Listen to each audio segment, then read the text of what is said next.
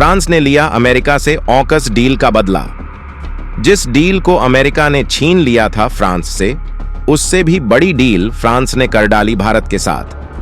France पहुंचे अजीत डोभाल के सामने फ्रांस ने मान ली सारी मांगे। कौड़ियों के भाव राफेल विमान देने के लिए तैयार हो गया फ्रांस। दोस्तों, जिस तरह से भारत ने कोरोना महामारी जैसी आपदा में भी अवसर तलाश लिया था और भारत ने मेडिकल फील्ड में जमकर निर्यात किया था, क्योंकि भारत खुद दवाइयों का एक बड़ा निर्यातक देश है, इसलिए भारत ने इस आपदा में अवसर तलाशा और जमकर पैसा कमाया। और ऐसा ही किया है भारत ने फ्रांस के साथ, जिसमें भारत को जमकर फायदा पहुंचा है। जिस तरह से अमेरिका ने ऑस्ट्रेलिया फ्रांस की एक डील को खुद छीन लिया था और जो परमाणु पनडुब्बियां ऑस्ट्रेलिया फ्रांस से खरीद रहा था, उसके बाद अमेरिका ने कुछ ऐसा किया कि ऑस्ट्रेलिया ने बाद में वो परमाणु पनडुब्बियों का सौदा अमेरिका के साथ कर डाला, जिसे ऑकस डील कहा जाता है। ये देखकर फ्रांस अमेरिका से दुश्मनी रखने लगा और फ्रांस ने तय कर लिया कि अमेरिका ने जो उसके साथ किया है, एक दिन वो ऐसा ही उसके साथ भी करेगा। और दोस्तों, फ्रांस ने ऐसा कर भी डाला है। जो डील भारत शायद अमेरिका के साथ करने वाला था, जो FA super hornet fighter Bharat America से खरीदने वाला था, जिनके ट्रायल भारत कर चुका था, आज उस कॉन्ट्रैक्ट को फ्रांस ने भारत के साथ हासिल कर लिया है और फ्रांस भारत के साथ मरीन राफेल फाइटर की डील साइन कर चुका है, और वो भी भारत की शर्तों के साथ। यानी भारत की शानदार कूटनीतिक जीत दर्ज हुई है और इसके गवाह बने रहें भारत के NSA अजीत डोभाल। यानी भारत के एकमात्र कदम से इतना बड़ा कारनामा हो जाएगा, इसके बारे में यकीन करना भी मुश्किल है। भारत ने फ्रांस के साथ एक ऐसे मुद्दे को सॉल्व करने में कामयाबी हासिल कर लिया है जो कि पिछले 2-3 महीने से उलझन में अटका हुआ था। हम बात कर रहे हैं भारत के द्वारा फ्रांस से खरीदे जा रहे 26 राफेल फाइटर जेट की, जिसके लिए पिछले 2-3 महीने से दोनों देशों के बीच उलझन मची हुई है, क्योंकि France 26 Rafale fighter jet Bharat को देने के लिए दोगुनी कीमत वसूलने की कोशिश कर रहा था। लेकिन भारत ने कुछ ऐसी चाल चली कि अब उनकी कोशिश फेल हो चुकी है और फ्रांस की तरफ से भारत को सस्ते प्राइस में राफेल फाइटर जेट ऑफर करना ही पड़ा। और हाल ही में खबर निकल कर आ चुकी है कि जैसे ही भारत के राष्ट्रीय सुरक्षा सलाहकार अजीत डोभाल फ्रांस पहुंचे, वैसे ही फ्रांस की तरफ से कीमत घटाकर 26 राफेल जेट का ऑफर भारत के सामने रखना ही पड़ गया और अब जल्द ही 26 की संख्या में मरीन राफेल जेट भारत में आते हुए दिखाई देंगे। आखिरकार जो फ्रांस भारत को लूटने की कोशिश में था, वही साल भारत को सस्ते दामों में 26 राफेल देने के लिए अचानक तैयार क्यों हो गया और इन राफेल जेट को भारत किस तरीके से इस्तेमाल करने वाला है, ये सारी जानकारियां इस वीडियो में बताने वाले हैं। लेकिन आगे बढ़ने से पहले इस वीडियो को एक लाइक करके चैनल को सब्सक्राइब जरूर कर लीजिए। दरअसल दोस्तों, पिछले कुछ सालों में भारत ने जिस तरीके से तरक्की की है और अपनी डिफेंस पावर को मजबूत किया है, इससे इस बात में दो राय नहीं है कि जब तक भारत के विदेश मंत्री S जयशंकर और अजीत डोभाल जैसे सिक्योरिटी एडवाइजर रहेंगे, तब तक भारत को कोई भी देश आंख उठाकर भी नहीं देख सकता। और जिन देशों ने भारत की टांग खींचने की कोशिश की है, उनको कहीं ना कहीं भारत ने खुद के जाल में फंसा दिया है। और विदेशी कूटनीति के मामले में जीत हासिल करते हुए हाल ही में भारत जिस तरीके से फ्रांस से सस्ते दामों में 26 राफेल जेट पाने में कामयाबी हासिल कर रहा है, इससे कई देशों की तिरछी निगाहें टिकी हुई हैं और इसमें शायद चीन के साथ साथ अमेरिका भी शामिल हो सकता है। असल में देखा जाए तो इस समय तो भारत मिलिट्री के मामले में दुनिया का तीसरा पावरफुल देश बन चुका है, लेकिन भारत के पास जो ज्यादातर पुराने फाइटर जेट हैं, वह अपनी रिटायरमेंट पर आ रहे हैं और उन्हें बहुत अधिक दिनों तक रिपेयरिंग करके नहीं चलाया जा सकता, अन्यथा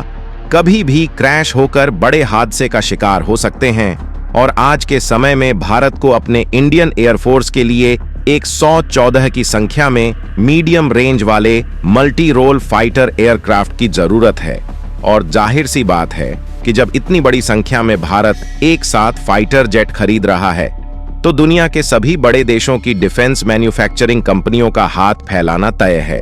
और इसमें 3 देश की कंपनियां ऐसी हैं जो कि आपस में ही लड़ रही हैं कि हम ही भारत को फाइटर जेट बेचेंगे, जिसमें पहली है फ्रांस की राफेल बनाने वाली दसाल्ट एविएशन, जो कि भारत के सामने राफेल फाइटर जेट खरीदने का ऑफर कई बार पेश कर चुकी है, और दूसरी है अमेरिका की जानी मानी दिग्गज defence manufacture company Boeing, super hornet और लॉकहीड मार्टिन।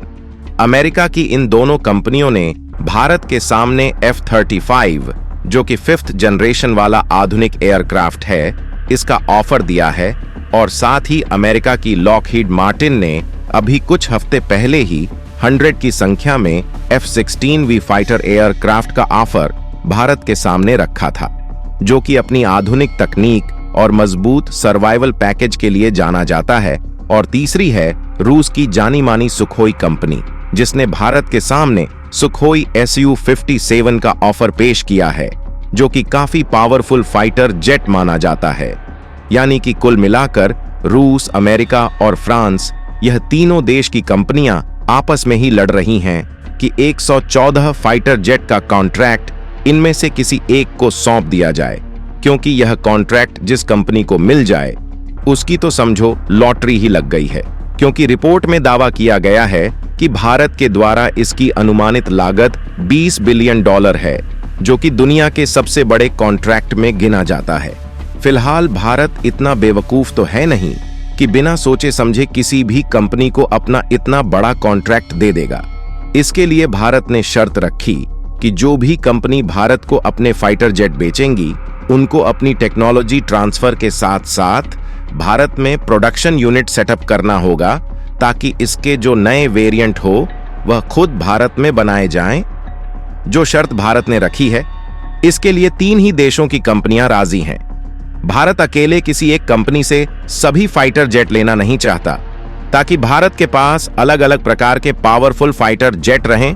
और साथ ही इनकी रिपेयरिंग में कोई भी दिक्कत ना आए। हालांकि यह बात चल ही रही थी,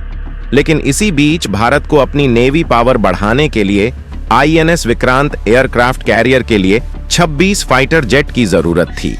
इसलिए भारत ने सोचा कि क्यों ना 114 फाइटर जेट खरीदने के पहले 26 फाइटर जेट नेवी के लिए खरीद लिया जाए। इससे यह बात भी मालूम हो जाएगी कि कौन सी देश की कंपनी है जो भारत को अपना फाइटर जेट बेचने में इंटरेस्टेड है, और कौन भारत के साथ अच्छे से डील कर सकती है। और क्योंकि भारत ने साल 2020 से पहले भी फ्रांस की इस कंपनी से 36 राफेल खरीदा है, जो कि काफी अच्छी सर्विस दे रही है, इसीलिए भारत ने चुना है फ्रांस की राफेल बनाने वाली डसॉल्ट एविएशन को, जिसमें यह कंपनी 26 मरीन राफेल जेट देने के लिए तैयार भी हो गई, और इसने भारत के हिसाब से कस्टमाइजेशन करने में भी आनाकानी नहीं किया। लेकिन समस्या इस बात पर अटक गई कि इन्होंने भारत से केवल 26 राफेल फाइटर जेट के लिए 50,000 करोड़ रुपए की मांग की। लेकिन जब एक्सपर्ट ने इस बात को एनालाइज किया, तो ये बात मालूम हुई कि उनके द्वारा मांगी गई कीमत 29,000 करोड़ रुपए ही होनी चाहिए। लेकिन यह भारत से दोगुनी कीमत वसूलने की कोशिश कर रही है। जबकि देखा जाए तो डसॉल्ट एविएशन को भारत में रिपेयरिंग सेंटर भी बनाने की जरूरत नहीं है, क्योंकि साल 2020 के समय में ही राफेल की मेंटेनेंस सेंटर भारत में बनाई गई है, और यह बात ज्यादा पहले की नहीं बल्कि पिछले मई महीने की ही है।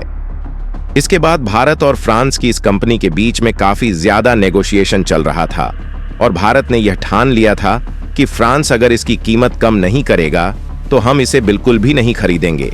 क्योंकि भारत के पास ऑप्शन की कमी नहीं है, बल्कि ऑलरेडी अमेरिका और रूस की कंपनियां लाइन में खड़ी हुई हैं। लेकिन शुरुआती दौर में ही भारत अमेरिका से इस तरीके के ज्यादा हथियार नहीं खरीदना चाहता, क्योंकि भारत में इस बात का डर है कि समय आने पर अमेरिका की कंपनीज इसके मेंटेनेंस में भी धोखा दे सकती है। यानी कि भारत वैसे भी फ्रांस से राफेल खरीदना चाहता था, लेकिन भारत ने फ्रांस को यह बात रियलाइज नहीं होने दिया कि हम 26 राफेल को तुम्हारे यहां से ही खरीदेंगे। और भारत ने पिछले महीने जब अमेरिका के साथ बहुत बड़ी डिफेंस डील को फाइनलाइज किया, तो फ्रांस को लगा कि भारत की तरफ से मिलने वाला ये कॉन्ट्रैक्ट उनके हाथ से जाने वाला है, तो उन्होंने इस समय भारत के राष्ट्रीय सुरक्षा सलाहकार अजीत डोभाल को अपने देश में बुलाया है।